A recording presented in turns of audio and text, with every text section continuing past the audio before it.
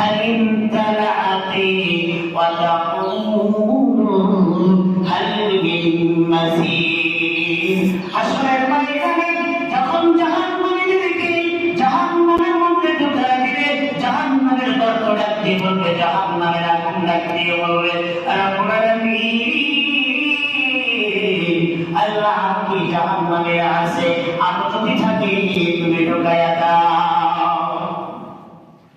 কি মনে করেছেন জাহান্নামের আগুন বড় কঠিন একটা ভয়াবহতার জায়গায়? মুসলমান ভাইরা ও নবীর উম্মতের দল,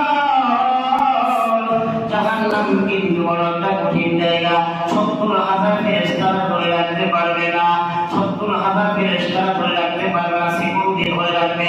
আজ গুনাহগার উম্মতদেরকে গাইতে যাবে হাসরের ময়দানে, সকল নবীরা পর্যন্ত উম্মতি উম্মতি করতে পারবে না, সবাই বলবে নফসি নফসি। কিন্তু আমার আপনার নবী মুহাম্মদ রাসূলুল্লাহ সাল্লাল্লাহু আলাইহি ওয়াসাল্লাম বলবে, রব্বি হাবলি উম্মতি।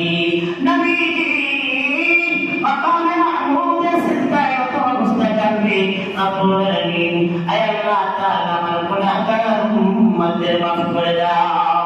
আম্মা জান আয়েশা সিদ্দিকা রাদিয়াল্লাহু তাআলা আনহা দিয়ে বললেন, আম্মা জান আয়েশা সিদ্দিকা রাদিয়াল্লাহু তাআলা দিয়ে বলেন, ইয়া রাসূলুল্লাহ ইয়া হাবিবাল্লাহ, হাসরের ময়দানে আমার গুনাহগার উম্মতদেরকে আপনি কেমনে চিনে নিবেন? আপনার গুনাহগার উম্মতদেরকে আপনি কেমনে চিনে নিবেন? আপনার উম্মতদেরকে আপনি কেমনে চিনে নিবেন? আয়েশা রাদিয়াল্লাহু তাআলা আনহা জবাব দিয়ে দিলেন, আয়েশা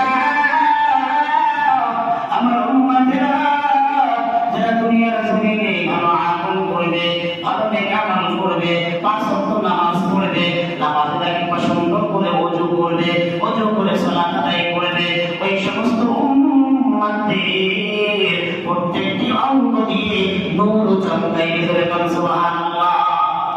এই কোটি কোটি উম্মতের মধ্য থেকে আমার উম্মতদেরকে আমি চিনিয়ে চিনিয়ে বের করে করে আমার উম্মতদেরকে জান্নাতে নিয়ে দেব। সুবহানাল্লাহ।